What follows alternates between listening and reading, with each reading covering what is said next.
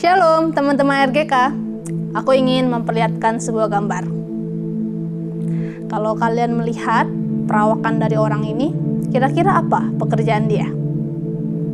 Tatoan seluruh badan sampai muka-mukanya, pakaian serba hitam, celananya robek dengan rantai.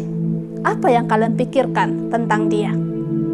Apakah dia seorang preman, napi, orang yang berantakan hidup ya? Beliau adalah Pendeta Agus Sutikno, seorang pendeta gereja Pantai Kosta di Indonesia yang terkenal dengan pendeta jalanan. Beliau melayani kampung-kampung di kota Semarang kepada para pekerja seks komersial, perempuan yang hamil di luar nikah, anak-anak mereka yang terlantar, waria, hingga para penderita HIV/AIDS, agar mereka memiliki kehidupan yang baik lewat pendidikan maupun makanan.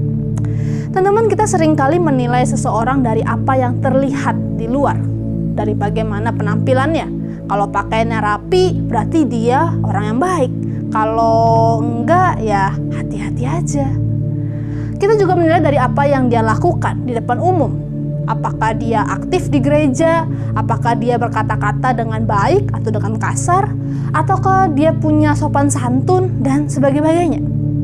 Teman-teman, setiap kita seolah-olah memiliki standar tertentu untuk menentukan seseorang itu orang yang baik atau tidak, hanya dari apa yang nampak di depan kita. Itulah yang membuat kita takut menjadi pribadi yang otentik. Kita takut tidak ada orang yang mau menerima kita waktu kita terlihat apa adanya. Kita lebih percaya dunia ini akan menerima kita dan mengagumi kita waktu mereka melihat sisi terbaik diri kita. Tetapi permasalahannya adalah berapa lama kita kuat menjadi orang yang munafik. Tidak ada orang yang tahan dengan relasi yang jaim, dibuat-buat, dan penuh dengan kepalsuan. Setelah 3 ucapan bahagia yang sudah kita bahas sebelumnya, Tuhan Yesus melanjutkan perkataannya, berbahagialah orang yang suci hatinya karena mereka akan melihat Allah.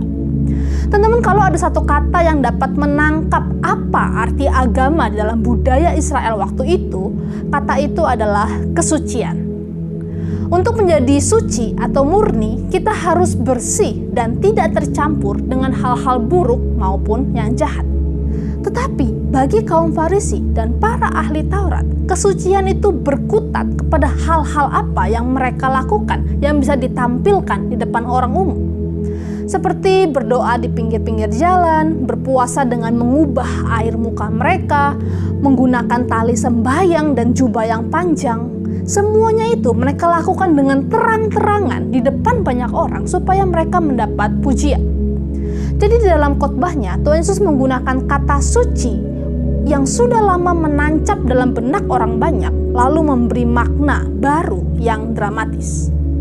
Tuhan Yesus berkata, berbahagialah orang yang suci hatinya. Apa yang ada di dalam hati yang tidak terlihat oleh orang lain, itulah yang dilihat oleh Allah dan menyenangkan hati Allah.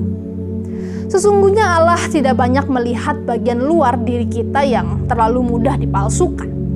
Allah melihat bagian di dalam tempat kesejatian diri kita.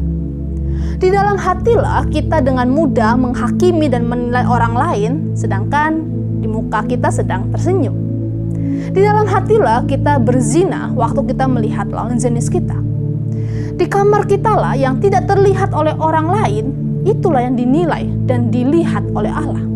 Kita bisa saja aktif mengikuti kegiatan gereja, tapi bagaimana waktu doa dan relasimu dengan Tuhan yang tidak terlihat oleh orang lain?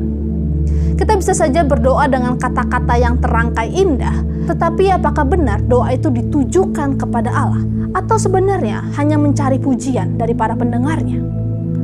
Teman-teman, hati yang suci dimulai dari sikap kita yang tulus dan jujur terhadap Allah dan sesama. Kita tidak lagi khawatir dengan apa kata orang tentang diri kita. Kita tidak lagi berminat untuk menampilkan yang palsu, karena kita mengerti bahwa Allah sedang menantikan yang sejati dari diri kita. Dan Tuhan Yesus berjanji bahwa seiring hati kita semakin murni, maka kita akan menerima berkat yang paling luar biasa. Kita akan melihat Allah. Artinya, kita akan menikmati relasi yang otentik bersama Tuhan kita dikenal oleh Tuhan apa adanya, dan kita pun bisa datang kepada Tuhan tanpa kepalsuan. Inilah berkat terbesar bagi mereka yang suci hatinya. Selamat menjadi pribadi yang otentik bersama dengan teman-teman KTB-mu. Tuhan Yesus memberkati.